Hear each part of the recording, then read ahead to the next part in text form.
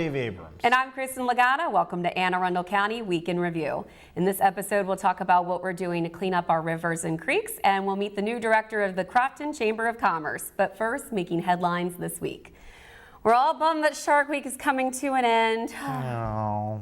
This was the county's first dive into major television advertising, and we really jumped in the deep end. I see what you did there. Arr.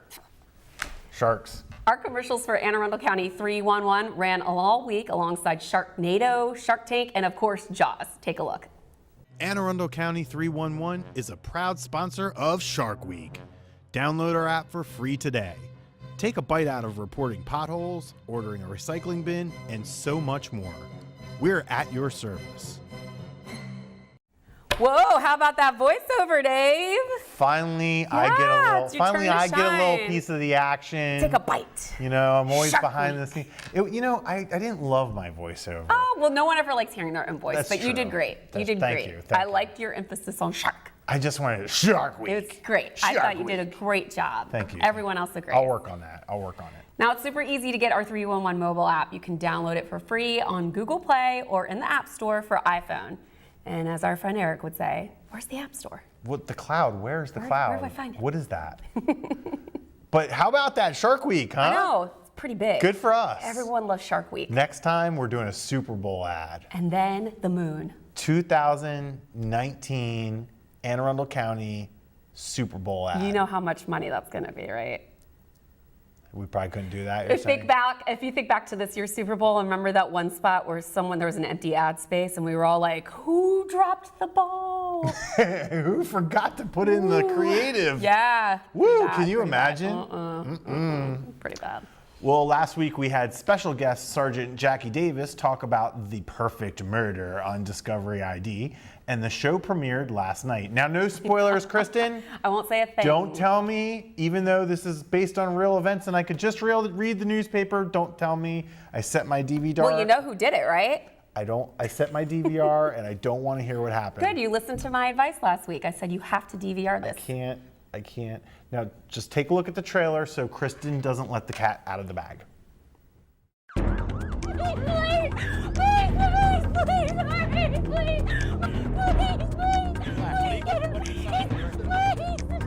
Working hard? I was in bed at 9. We were making our own noise. I don't get what you're getting here. Well, it's conceivable, but highly unlikely. And keep their hands off each other. I own you. Feels like he's been 2 times. Can't shake, you can't ride. Yeah, it doesn't make sense. I've known them for so many years. Hey, what the hell? More like people you'd be familiar with. She wanted to be. What happened? What happened? The story of what happened here is a dark tale of love, lust, and violence, revealing a crime that will haunt investigators for years to come. This is one of those cases that's shocking to the soul. It goes against everything that we as a society value and we as a society believe in. It's a peek into a different kind of evil than we as investigators are used to dealing with.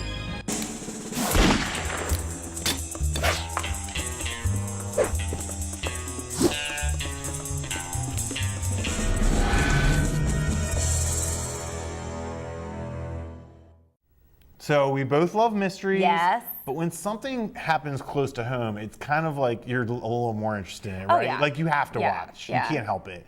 And of course, thanks to our friends at the Anne Arundel County PD for their great work on the case, because the twist is not what you expected, and our detectives, including Sergeant Davis, figured it out. They cracked the case. Jackie's awesome. She was great to have on the show. We should have her here again. Yeah, it's funny you mentioned that, Why? Kristin, because she may be coming back next week to host the show. We get our wish, Jackie. We'll see. She's like a very big deal. It's very hard to get on her calendar. You know, when you do national Discovery. You know, I just should point out though that you and I, we're on Discovery, so. That's true. We're on Discovery. Shark Week, so. What's the big so? I will say it was. I had so much fun sitting down with Jackie and talking about the show and with Derek last week. But it was weird, and we had to kind of take a step back and remember what had happened right in our own backyard that prompted this whole thing to happen. Very exciting, and a very cool way to honor our detectives and our police department that they were even chosen for this project.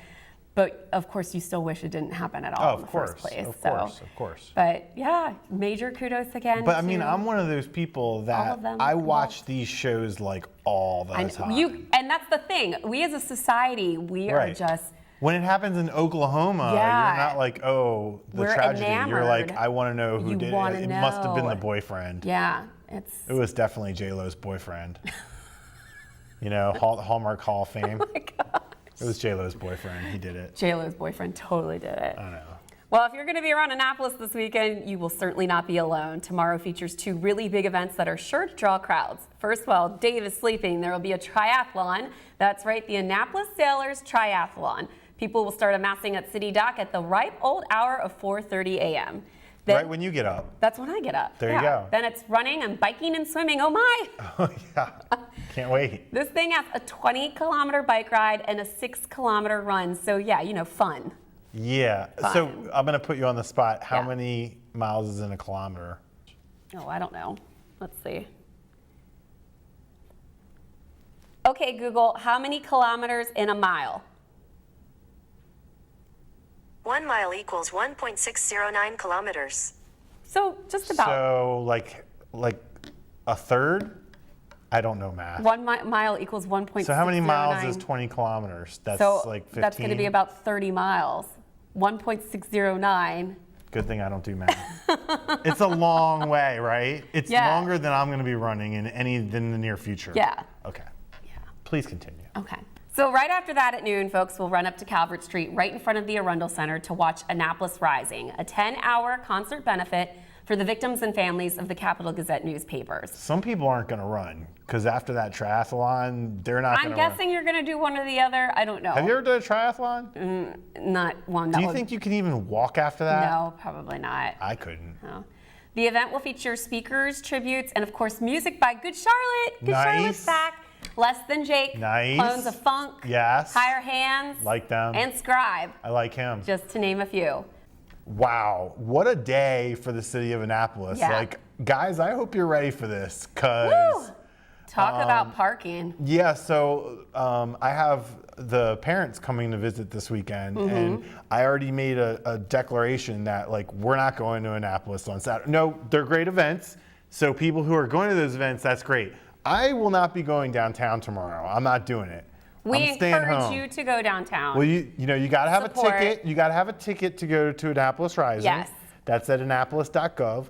And you have to be registered to do the triathlon. And they're going to have all kinds of streets blocked off. So I'm just saying, you know, check your local listings before you venture out downtown. Yes, definitely be safe and smart about it. But of course, if you want to support, get out there. Yes. Well, we're going to take a quick break, but when we return, we'll talk to our friend Erik Michelsen about projects that are fixing our creeks and our rivers. Take a look at the community calendar for events happening around town, and we'll be right back.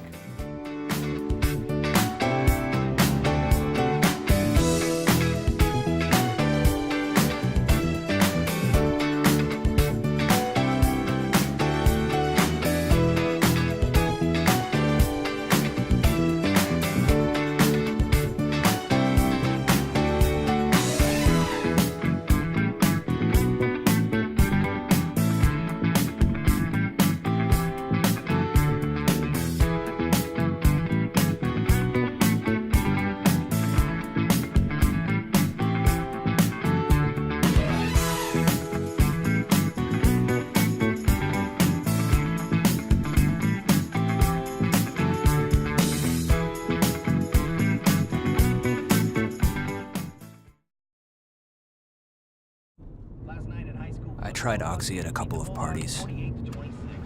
I thought I had it under control. I didn't know it'd be this addictive. I didn't know how far I'd go to get more.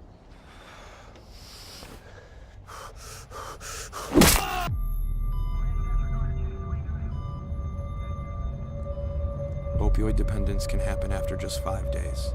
Know the truth, spread the truth.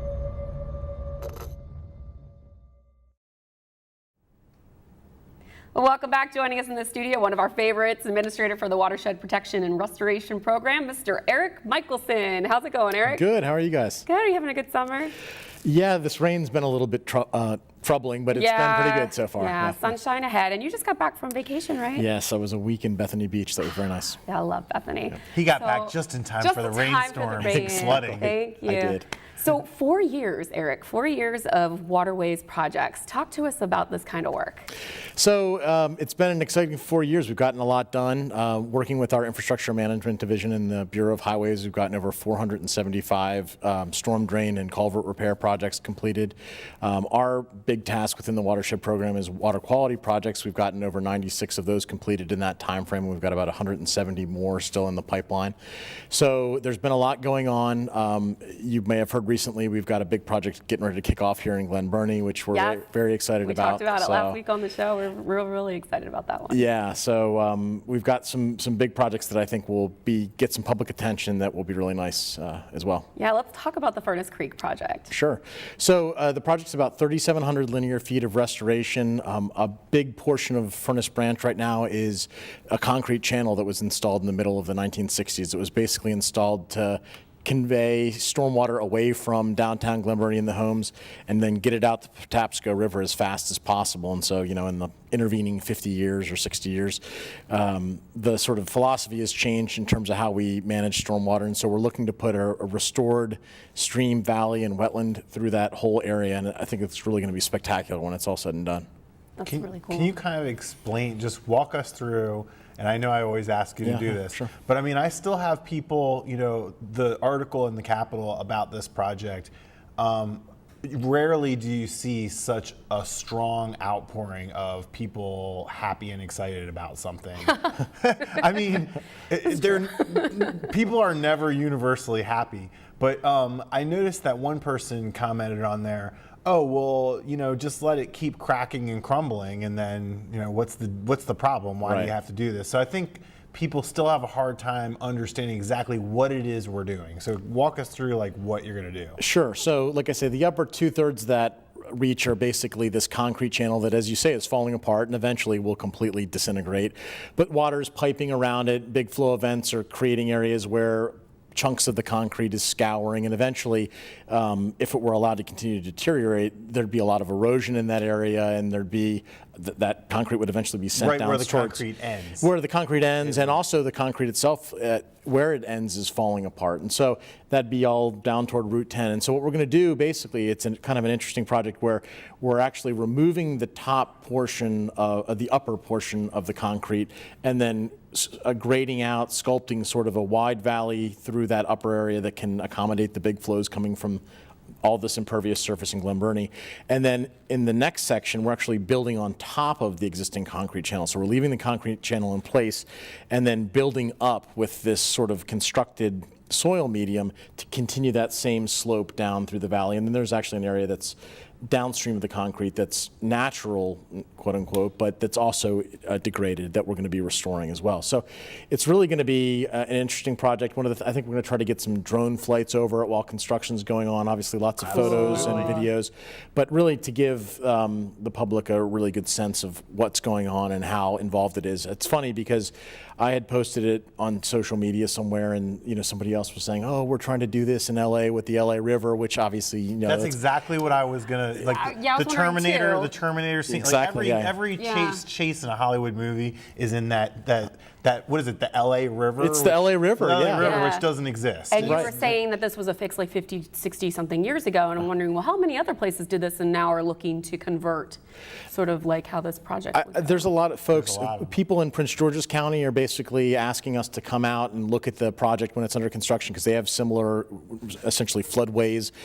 There are parts of Marley Creek by Marley Station Mall that are similarly constructed. They're in the woods, so they're a little bit less obvious. Yeah. But there are, all throughout the urban core of the, Metro DC area, there are systems like this, and folks are, I think, looking to this hopefully as maybe a model for something that can be done in those situations. So. And generally speaking, instead of concrete, you have natural vegetation, you have rocks that kind of slow the flow down and let it absorb into the ground, as opposed to a concrete funnel that basically shoots it all down into the river really, really fast with really, really high temperatures, bad stuff like oil and silt and all those things that come from the urbanized parts of town go right down into the waterways, and this is supposed to act like a sponge and slow all that down. And exactly. So again, just to reiterate what you've said, essentially, the idea was concentrate the flow and get it out as quickly as possible. What we're really trying to do is the opposite. We're trying to spread the flow out across a much wider cross section, a much bigger valley, so that we have, when big flows come through, it's 2 inches of increase in the stream as opposed to 3 feet of increases in the stream. So you dampen the energy, and like you say, by having some stone, some wood, other features, but largely relying on the vegetation once it gets established, you can basically design a system that's stable even under those really high urban flows. Yeah. So when we've had all these storms this week, how does that play into this? Do you get less flooding on these newly designed things than you would in this concrete fad of, I guess, the 70s? Or so it's a really good question. So with the stream restoration projects that we're doing, and with this project in particular, what we try to do is actually facilitate flooding in those areas. We're trying to flood areas that should be flooded, floodplains, the bottom of these valleys. And what that ends up doing is taking pressure off areas downstream where if you pulse that water through, it's going to end up either causing flooding because there are bottlenecks somewhere, or it's going to really cause an issue for infrastructure. A couple of years back, Marley Neck Boulevard blew out when we had those big storms. I think it was 2014. You had this huge pulse of water come through. The road overtopped, and then basically the road was ripped apart as the water receded, essentially, because so much water coming so quickly through that system overwhelmed the ability to convey it. So, like I say, it's about trying to flood in places where flooding should occur, and then being able to take flooding pressure off those areas that we don't want to flood. So you were talking about past storms, and we had a few years ago a tropical storm where debris came in from the Susquehanna. Right. So something like that, is that still a threat? It is, and actually, I think it was either NOAA or Maryland DNR has sort of a graph where they post like the likelihood that there's going to be debris in the Chesapeake Bay as a result of storm events. And I think it was on Facebook in the last day or so, where they were warning people, look, this weekend, if you're out boating, expect a lot of debris coming down from the Susquehanna and from the Tapsco and that sort of thing as a result of this. So I think if you're going to be out on the water this weekend, you're going to want to be really careful about submerged hazards. Yeah, absolutely. So Glen Burnie is a huge project. Anything else coming up that you want to highlight? We've got a couple big projects. Well, we've got a couple of pond projects going on in Glen Burnie. We've also got a big constructed wetland project in Millersville over off of Veterans Highway that we're looking to break ground on in August within the Mill Race community. We're very excited about that one. It's one where the community has had some flooding issues. We're building a restoration project that is going to turn sort of an area that was an existing called a dry pond, basically a flood control pond, into a constructed wetland, and then elevate part of that feature so that it can be a permanently dry recreational feature for the community so they can continue to have that. And we're excited about it because, again, we think it's an opportunity for a win-win where we struggle sometimes with sites to be able to do this work, and so we have to work cooperatively with communities to get their buy-in in terms of being able to move forward with these things, and we think this is a good project. Yeah.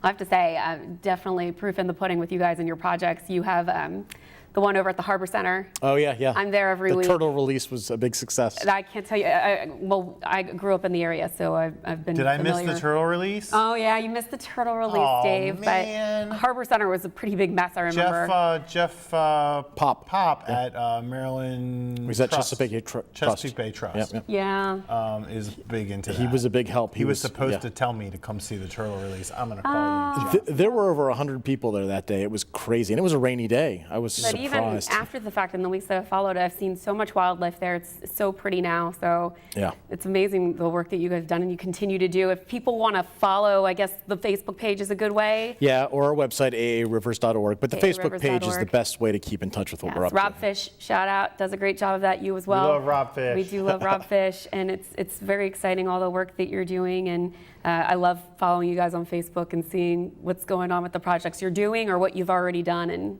what's going on at those sites. So thank you so much for all the work you're doing. Yeah. Appreciate it. Yeah. And make sure you come back soon. We always like hearing what's going on with our waterways, and it's always very important to get that information as well. So thank you so much, Erik, for stopping in. I love to. Thanks. Appreciate it. Yep. Yeah, we'll be right back with more Week in Review right after this. Don't go anywhere. Does your family need a break from the daily routine? Hello, I'm Dr. Spruce. If you or someone you know needs a healthy dose of nature, visit discovertheforest.org and trade in the big screen for the big blue sky by visiting a local park or forest near you. Hiking, picnicking, swimming, orienteering, climbing, admiring wildlife, or inhaling fresh air may result in heightened creativity, feelings of joy, harmony, satisfaction, and a euphoria that can only be explained as oneness with the natural world. Whoa. Welcome back. The Greater Crofton Chamber of Commerce has a new director, and our own Michelle Corkadel is there with more. Michelle? Thanks, guys. Joining me is Alyssa Santora, the new CEO of the Greater Crofton Chamber of Commerce. She's been with us for about just a little over 6 months, and we're real excited to have her aboard in our local community. Thank you. Thank you. I'm glad to be here. So tell us, you're getting settled in now, I presume, a little settled in. We've been seeing you out and about. And what are some of your goals and aspirations for the Chamber moving forward? Well, the Chamber of Commerce has been growing exponentially over the last few months. We've got a lot of growth, a lot of partnerships that we're looking to form within the community. We are getting more involved with different community activities such as National Night Out, which we'll be talking more about here today. We've partnered with the Crofton Farmers Market. So really the goal is to form as many partnerships as possible and just continue to grow our organization, grow our community presence, and really just help out any which way we can here locally. So you guys have done some really cool activities such as the Pie in the Face, which some of the proceeds went to 2 of our local near and dear to our heart organizations, Crofton Care and their baby pantry, as well as the DARE program. So public safety seems to be in your wheelhouse. Absolutely. I mean, really, what do we want to do here in the community? We want to make sure that folks are safe, that folks are having a good time, and that really everybody has a good investment into the community itself, so that this way, when we provide these kind of activities, whether it's a National Night Out event, whether it's the farmers market, we're really bringing the community together in various different ways. So I know the businesses are really excited, as well as the community. And the reason that we are sitting here at a library, which is definitely not Chamber of Commerce style stuff, is because thanks to your hard work and efforts, it sounds like we are going to have a National Night Out like Crofton has never seen before. Would you like to share a little with us?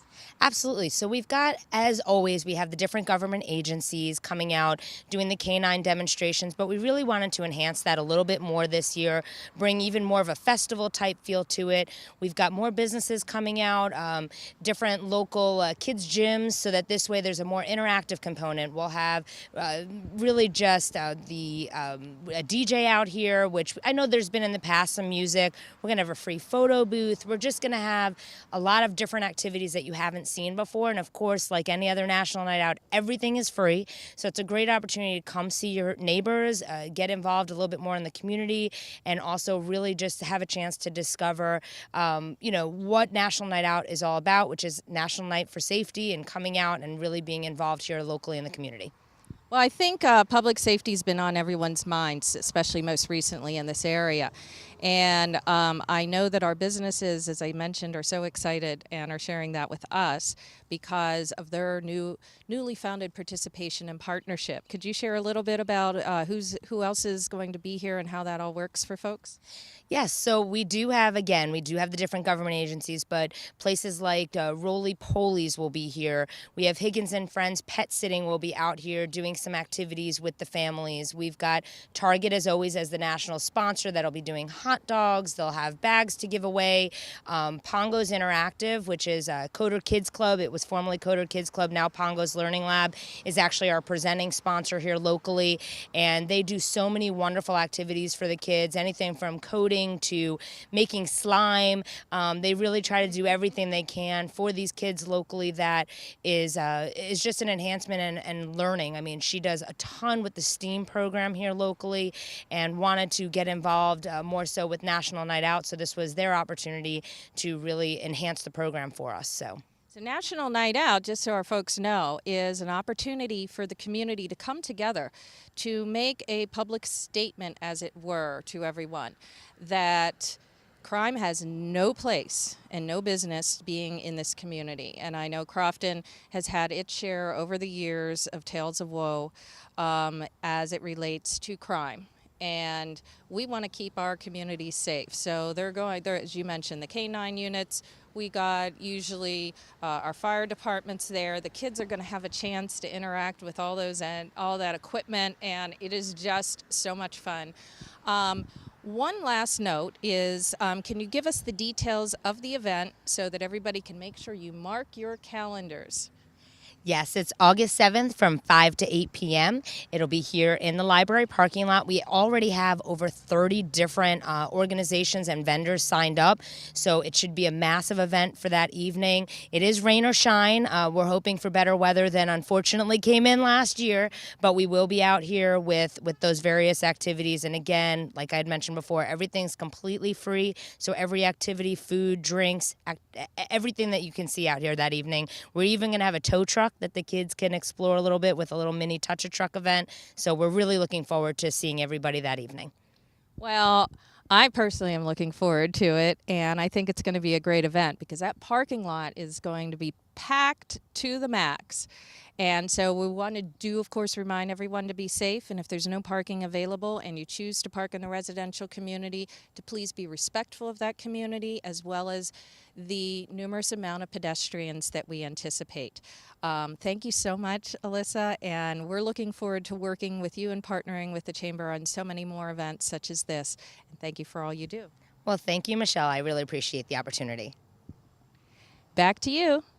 Thanks, Michelle, and welcome aboard to Alyssa. We know she's going to do great things for Crofton. Go ahead, Crofton. Yeah, Kragan. Always rocking, always rocking it, always crack-a-lacking up there. Crack-a-lacking. The Kraken is crack-a-lacking. Crack-a-lacking. So, are you a good Charlotte fan?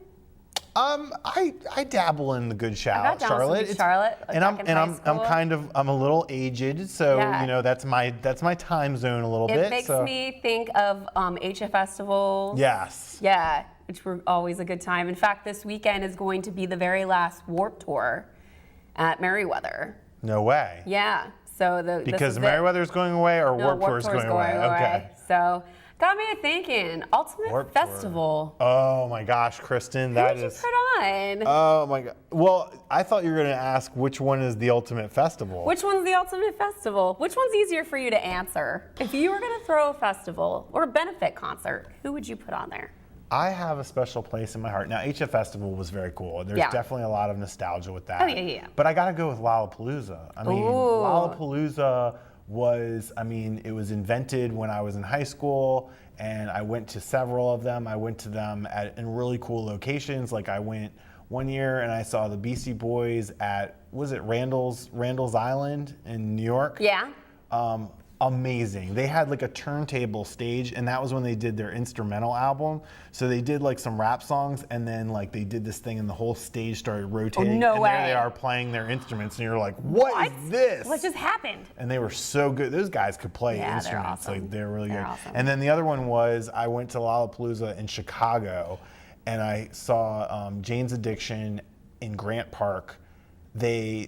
They're playing nothing shocking for those of you who don't know what I'm talking about, sorry, but helicopters circling the venue. It's nighttime, spotlights, and you have the Chicago skyline behind you. It was just... That's incredible. What? Okay, so I talked the whole time. What would you say was your I don't know if I could pick a favorite festival. I will tell you one that I've never been to. There's Woodstock. Did you go to Woodstock? No. Not the original one. Okay. There were two other ones. I don't know if I can pick. I haven't gotten out of our immediate Delmarva area enough for festivals. But one I've always been dying to go to. The Stagecoach, South by Southwest. I haven't. Coachella. I haven't done it. I haven't. But one one I would really love to go to is Voodoo Fest because I love Halloween. They always in New Orleans. The voodoo that you do. Voodoo that you do. Is that in New Orleans? Yeah, it's in New Orleans and it's Halloween time. Well, I only been once, and I'm dying to go back because it was very bad weather when I was there. So I think Voodoo Fest would be really cool. But I will tell you, one of the best concerts I went to, two concerts I went to. We could talk about this for hours. I know. Tom Petty, amazing. Tom Petty, very nice. Second one, this is something I've never done before. No Doubt got back together for a brief spurt of concerts. I love No Doubt. I know you do. That's like my high school. Unabashedly love No Doubt. Unabashedly love No Doubt. And Paramore opened for them, and that was at a time where I was super into Paramore. Paramore's cool. So not only was the concert so fantastic, it was so fantastic. It prompted me to buy a ticket for the New Jersey one the next night, and I drove up there to watch the same show again because I had such a great time. I've never done that before. Nice. So that was my favorite You know what? concert. I don't think I've ever done that. Yeah. That was awesome. Wow. Well, we just gave our viewers a whole list of, musical acts. Well, we'd love to hear many of which they've probably never heard of. We'd love to hear what you're into. Yeah. So definitely what was your best on our festival? Facebook page, Arundel TV, or on the Anne Arundel County page, on our post of this show. Let us know. Maybe we should have said Silipana.